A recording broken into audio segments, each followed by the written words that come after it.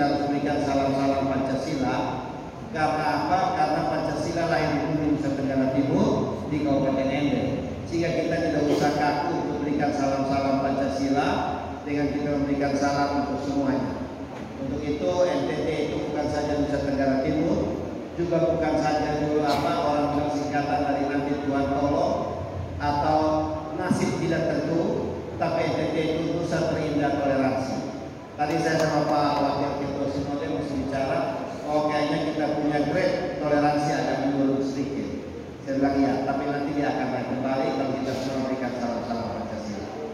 Yang saya hormati dan saya kasih dalam Tuhan kita Yesus Kristus, Pak Gayus sebagai Wakil Ketua Majelis Sinode Gemit yang hadir pada siang hari ini bersama kita, Pak KLK, Bapak Mama Pendeta semua yang hadir, juga KMJ Ketua Majelis Jemaat Kasih Karunia bersama semua presbiter dan juga panitia yang luar biasa. Ya, saya kira bikin satu kegiatan sidang klasik juga tidak mudah, pasti banyak pergumulan, tapi hari ini kita bisa bersidang. Juga yang saya hormati asisten 2 yang hadir bersama saya, juga Pak Camat Kupang Timur, dan salah satu abang saya pendeta penghubung Pak Prada Nabi Pukul. Namanya Prada tapi pangkatnya letkol, tapi namanya Prada, jadi jangan pikir pangkat Prada, tapi itu nama saja Prada. Juga yang saya hormati Pak Kepala Desa, Bapak Kepala Sekolah, juga Bapak Ibu semua yang tidak dapat saya sebutkan satu persatu, yang saya hormati saya kasihi. Saya kira pada tempat yang pertama segala puji syukur hormat bagi Tuhan karena kita semua masih diberikan kesempatan untuk ada bersama-sama pada siang hari ini atau pagi sampai siang hari ini. Saya selalu bilang bahwa kita semua masih ada dan kita adalah orang-orang yang lolos daripada seleksi alam yang Tuhan izinkan, yaitu di mana kita sudah lewat sedikit daripada COVID-19. Kemarin COVID-19 begitu banyak orang yang harus kembali, baik itu orang pengusaha, baik itu pendeta, baik itu pejabat, tidak ada pandang bulu. Banyak orang yang kembali dari COVID-19, tapi kita semua masih diberikan anugerah oleh Tuhan untuk kita boleh melanjutkan kehidupan kita. Yang kedua, saya terima kasih firman Tuhan yang begitu baik dan begitu indah untuk kita semua dan mengingatkan kita semua dalam pelaksanaan sidang. Juga lagu yang disampaikan oleh Mama Pendeta, Kor, Kobragu maupun Solo, yang hidup ini adalah kesempatan yang terindah untuk kita. Untuk itu hidup kita harus jadi hidup yang melayani dan harus menjadi hidup yang membawa berkat, karena hidup ini hanya sementara. Saya lihat ini sidang klasis Kupang Timur. Saya mau sampaikan bahwa Kupang Timur ini, klasis Kupang Timur ini, tadi saya tanya sama Pak KLK, kita punya 45 mata jemaat, 3 pos pengabaran Injil, dan kita punya jumlah jemaat kurang lebih 35.000. Saya bilang Kupang Timur ini seharusnya pelayan atau klasis Kupang Timur ini harusnya menjadi salah satu klasis yang bisa berkolaborasi dengan pemerintah dalam membangun masyarakat. Karena sebenarnya Kupang Timur ini adalah tempat yang paling strategis, karena Kupang Timur ini adalah tempat yang potensinya sangat besar, dan Kupang Timur ini juga adalah ibu kota Kabupaten Kupang ada di Kupang Timur. Jadi baik kalau pemerintah kita tidak berkolaborasi dengan gereja agama, mungkin kita juga akan sulit karena potensi lahan yang begitu besar. Saya lihat dulu, saya masih kecil, kita makan jagung muda 1 tahun cuma 1 kali. Habis musim hujan kita makan jagung muda. Tapi sekarang di Kupang Timur, di Wesal, tidak kenal hari, tidak kenal bulan, kita tiap hari bisa makan jagung muda. Ini luar biasa. Orang dari Jakarta, dari luar negeri datang selalu minta, apakah orang bawa ke Wesal makan jagung muda? Cuma ya tempat kita belum kita tata dengan baik, masih lari-lari di pinggir jalan, ini bisa mengundang bahaya juga, kecelakaan lalu lintas. Tapi ini potensi yang ada di Kupang Timur, ini luar biasa. Yang kedua, saya lihat bahwa Kupang Timur ini jumlah penduduk cukup besar. Saya kira paling besar di Kabupaten Kupang mungkin Kupang Timur, ya Pak Camat, kedua baru Kupang Tengah, dan seterusnya. Tapi Kupang Timur ini jumlah penduduk paling besar. Jadi apa yang tadi disampaikan juga oleh Pak Wakil Ketua Sinode, Pak Gayus, benar sekali bahwa memang kita semua harus menyeratkan tali persaudaraan untuk kita masuk ke dalam situasi kondisi yang ada di depan kita. Karena tahun 2020, 2021, 2022 masih ada sedikit, itu adalah tahun turbulensi. Tahun di mana kita bergejolak, tahun di mana kita bergumul dengan COVID-19 dan juga seroja. COVID-19 sudah mulai mereda, kita semua sudah lepas masker hari ini. Tapi seroja saya kira masih banyak tertinggal yang belum terselesaikan. Tapi saya percaya akan diselesaikan. Tetapi tahun 2023 ini sebenarnya tahun harapan untuk kita memulai sesuatu yang baru. Tapi tahun 2023 juga agak sedikit turbulensi seperti tadi Pak Gayus bilang, karena kita akan memasuki beberapa event, baik event pemilihan klasis, event pemilihan sinode, juga nanti kita akan memasuki di ujung 2023, memasuki 2024 juga akan memasuki tahun politik. Tapi saya percaya sebagai kita sebagai orang Kristen, sebagai anak Tuhan, kita yakin seperti tadi disampaikan juga oleh Ketua Panitia yang bagus sekali bahwa semua bisa berubah, tapi Tuhan Yesus tidak berubah. Sehingga kita bisa melangkah sesuai dengan apa yang Tuhan perintahkan. Amsal 16 ayat 9 berkata, hati manusia memikir-mikirkan jalannya, tetapi Tuhanlah yang menentukan arah langkahnya. Oleh sebab itu kita semua yakin bahwa apa yang kita perbuat untuk melangkah di dalam pelayanan, kita percaya bahwa Tuhan ada bersama kita dan kita bisa berbuat yang terbaik. Saya mengambil cuplikan satu ayat dari Yohanes 17:18. Yohanes 17:18 bunyinya begini. Sama seperti Engkau telah mengutus aku ke dalam dunia, demikian pula aku telah mengutus mereka ke dalam dunia.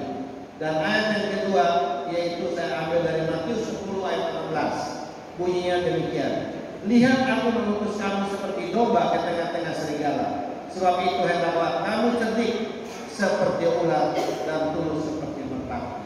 Saya kira kita sebagai anak Tuhan, apapun suasana, apapun kondisi, apapun yang kita hadapi, baik akan kita hadapi, kita percaya bahwa kita domba yang bodoh-bodoh saja. Tapi Tuhan telah titipkan cerdik seperti ular, bukan licik seperti ular, tapi cerdik seperti ular, dan kita harus tulus seperti merpati. Karena ketulusan itulah Tuhan akan membawa kita melewati semua. Orang bilang payung tidak dapat menghentikan hujan, tapi payung dapat membawa kita melewati hujan. Bapak Ibu, saya tidak berpanjang kata, saya akan baca satu artikel yang sangat bagus, dan kemarin di sidang klasis Kupang Tengah juga saya baca artikel ini untuk kita semua. Saya coba baca artikel ini, bagus sekali artikel ini untuk kita semua. Mungkin ini juga bisa menjadi satu nilai tambah untuk kita dalam langkah hidup kita ke depan. Bunyinya demikian. Rezeki takkan tertukar. Di pinggir jalan ada seorang bapak jualan cemilan. Aku beli 3 bungkus keripik. Aku tanya, berapa Pak? Sambil menunduk, bapak itu jawab, Ibu ambil apa saja. Aku spontan menyerikkan dahi batinku. Kok bapaknya kenapa tanya ya? 3 keripik Pak. Bapak ini menjawab 28.000 Ibu. Jawabnya. Kusodorkan uang selembar 100.000. Berapa Ibu uangnya? Masih dalam posisi nunduk, beliau bertanya. Aku mulai bingung dengan pertanyaannya. Aku jawab 100.000 Ibu Pak. Bapak itu lalu berdiri meraba kantong celananya sambil mengeluarkan beberapa uang. Astaga, ternyata bapak itu ada masalah di matanya dan sepertinya nggak bisa melihat. Dalam kurung buta. Ya Tuhan, mengapa aku tak pandai menjaga hati? Maafkan jika hati ini belum mampu berbaik sangka sama orang. Bapaknya sibuk membongkar uang yang dikeluarkan dari kantong celananya, nyaris dikeluarkan semua di tangannya. Lalu dia bilang, ambil saja Ibu kembaliannya. Seketika aku terkejut mendengar instruksi dari si bapak. Lalu secara spontan aku bertanya pada bapak itu, Pak, kalau saya kasih uang 10.000, terus saya ambil kembali 50.000 dari tangan bapak, dan Bapak kan nggak tahu. Terus nanti Bapak rugi. Lagi-lagi jawaban yang sederhana muncul dari mulutnya. Tuhan tidak akan salah alamat kasih rezeki. Ibu, kalau sekarang saya harus rugi, saya yakin Tuhan pasti lagi nyiapin rezeki lain buat saya. Hidup tak hanya sebatas untung dan rugi, tapi hidup belajar tentang sabar dan ikhlas.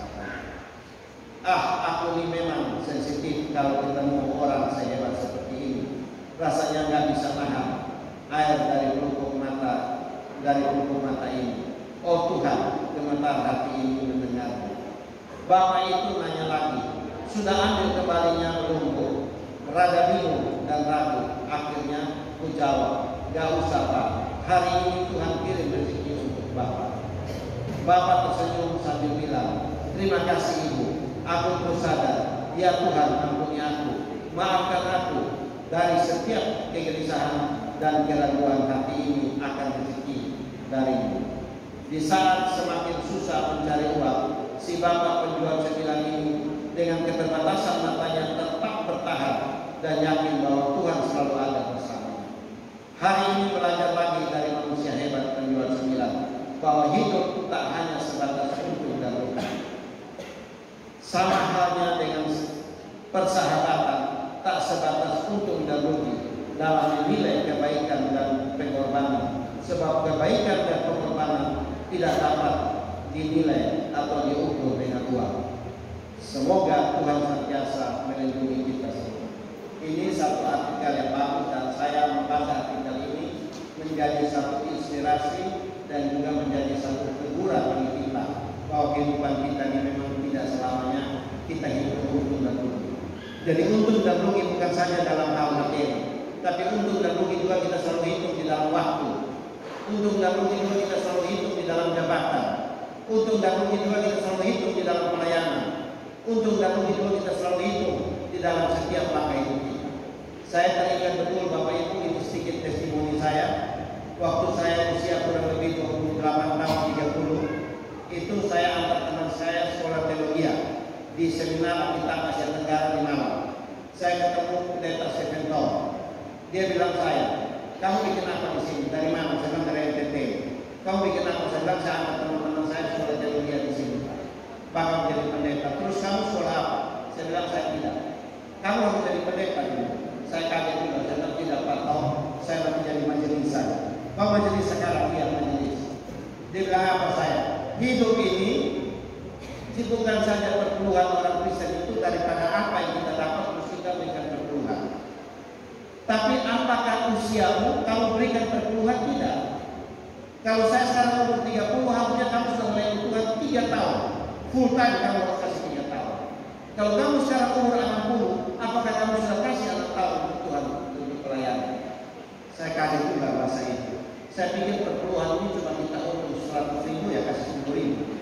Kita dapat 1 juta, kita kasih keluar 1 juta. Tapi ternyata perpuluhan yang dalam perpuluhan usia, perpuluhan hidup. Nah ini juga kita belum perpuluhan hidup. Jadi mungkin Bapak Pendeta yang sudah memberikan untuk pelayanan, kita semua para pejabat, kita semua yang mengambil pemerintahan, mungkin kita perlu introspeksi juga. Sehingga kita perlu juga memberikan perpuluhan hidup kita. Karena satu lagi artikel yang bagus antara emas dan tanah.